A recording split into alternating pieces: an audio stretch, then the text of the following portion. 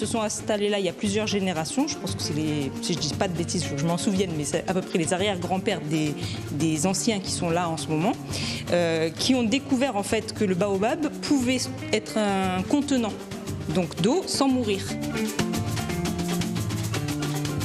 Toujours halluciné sur les baobabs, c'est extraordinaire cette présence qu'ils peuvent avoir. Après c'est vrai que dans le milieu naturel c'est autre chose qu'en ville.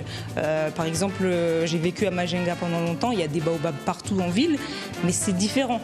Là ils sont vraiment dans leur milieu naturel, on a l'impression en fait de croiser des dieux vivants. C'est comme, j'imagine que ça doit être un petit peu la même ambiance de quand on va voir les bouddhas géants en Asie.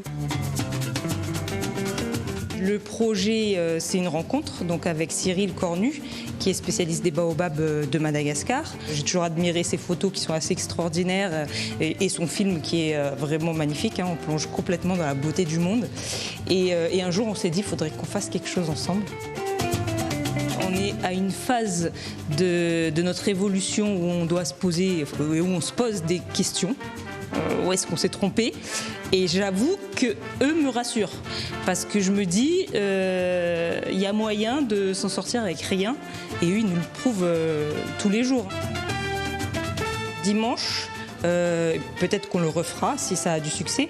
Dimanche, je vais guider les gens dans l'expo en fait pour leur expliquer un petit peu le projet, le travail que j'ai fait après le projet et puis raconter un petit peu toute cette aventure. C'est vraiment une façon de pouvoir voyager à peu de frais. En ce moment, on n'a pas la possibilité de bouger et c'est une évasion, je pense. Après, il faut s'intéresser et puis venir voir, échanger.